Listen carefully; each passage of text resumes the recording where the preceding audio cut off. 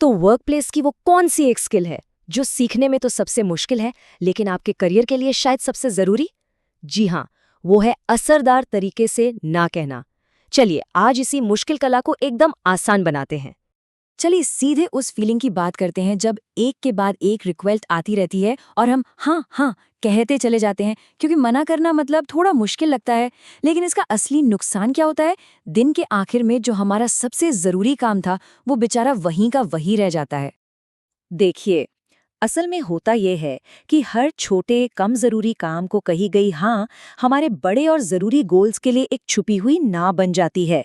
और बस यहीं से वो चक्र शुरू होता है जहां हम दिन भर बिजी तो रहते हैं पर प्रोडक्टिव बिल्कुल महसूस नहीं करते। और नतीजा वही जाना पहचाना स्ट्रेस और बर्नआउट।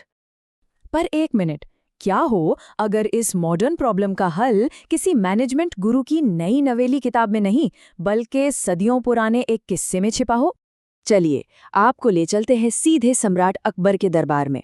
यहाँ उनके सबसे भरोसेमंद और तेज दिमाग वाले सलाहकार बीरबल एक बहुत ही मुश्किल स्थिति में फंस गए थे। उन्हें उस दौर के सबसे शक्तिशाली इंसान को ना कहना था, वो भी बिना अपनी जान जोखिम में डाले। तो किस्सा कुछ यूं है कि सम्राट अकबर महल में आराम कर रहे कुछ संतों को देखकर चिढ़ गए और उन्होंने बीरबल को हुक्म दिया, इन्हें फौरन यहां से निकालो। अब आप सोचिए, बीरबल के लिए सीधी सीधी ना कहने का मतलब था सम्राट की नाराजगी मोल लेना, जो कि बहुत खतरनाक हो सकता था। लेकिन बीरबल ने यहाँ पर कमाल कर दिया। उन्होंने सम्राट से बहस करने के बजाय पूरी सिचुएशन को एक बिल्कुल अलग, एक ऊंचे नजरिए से पेश किया।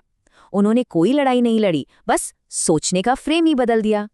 उन्होंने सम्राट को बड़ी विनम्रता से याद दिलाया कि ये दुनिया तो एक सराय की तरह है जहां हम सब बस कुछ समय के लिए मेहमान हैं। उन्होंने मेरा की छोटी सोच की जगह हमारा की बड़ी भावना को जगाया और सम्राट के ही ऊंचे आदर्शों जैसे न्याय और उदारता की याद दिलाई।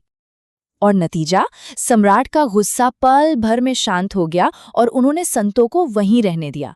सोच कर देखिए, बीरबल ने अपना काम भी कर दिया और ना शब्द का इस्तेमाल तक नहीं किया।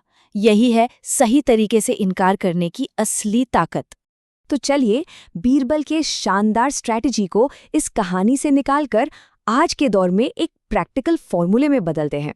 एक ऐसा फॉर्मूला जिसे हम सब अपने ऑफिस में आसानी से इस्तेमाल कर सकते हैं।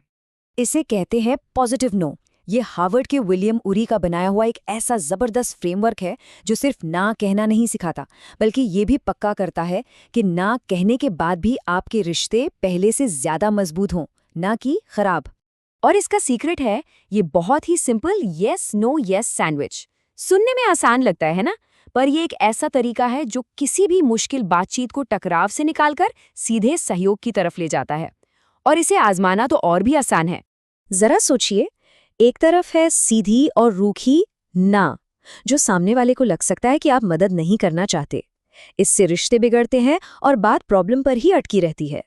वहीं दूसरी तरफ है एक पॉजिटिव नो, जो दिखाता है कि आप स्ट्रेटेजिक हैं, टीम के बारे में सोचते हैं और प्रॉब्लम नहीं बल्कि सोल्यूशन पर फोकस करते हैं। फर्क बिल्कुल साफ है। ठीक है, थ्योरी तो बहुत हो गई, पर असल जिंदगी में, ऑफिस में ये कैसा सुनाई देगा?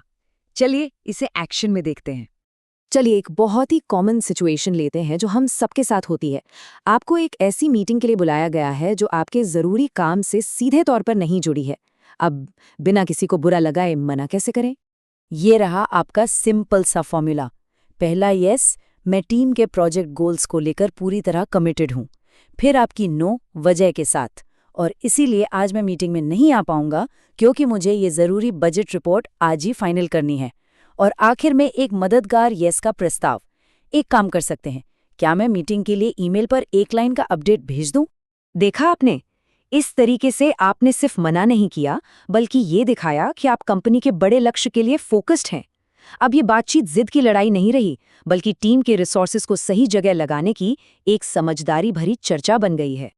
देखिए, इस एक छोटी सी तकनीक को अपनी आदत बनाना, अपने हाथ में कंट्रोल वापस लेने जैसा है। ये आपके काम और आपके करियर की दिशा तय करने का पहला लेकिन सबसे शक्तिशाली कदम है। इस बात को हमेशा याद रखिए, हर बार जब आप किसी गैर जरूरी काम या डिस्ट्रैक्शन को ना कहते हैं तो आप असल में अपने सबसे जरूरी काम और अपने बड़े लक्ष्यों को एक जोरदार हाँ कह रहे होते हैं। आपका फोकस ही आपकी असली ताकत है। चलिए, अब आपके पास अपने फोकस और समय को बचाने का एक टूल तो आ गया, लेकिन कहानी यहीं खत्म नहीं होती। अगला और शायद उससे भी जरूरी कदम ये है कि आप ये सुनिश्चित करें कि आपके इस फोकस्ड काम को आपके लीडर्स देखें और उसे पहचान भी मिले। हमें उम्मीद है कि इस पॉजिटिव नो तकनीक को आप अपनी वर्क लाइफ में ज़रूर आजमाएंगे। हमारी इस सीरीज़ के अगले हिस्से में हम बात करेंगे कि कैसे एक सिंपल सी फ्राइडे रिपोर्ट के जरिए आप अपने काम को लीडरशिप तक पहुंचा सकते हैं और उसकी सही विजिबिलिटी पा सकते हैं। तो उसे देखना बिल्कुल मत भूलिएगा।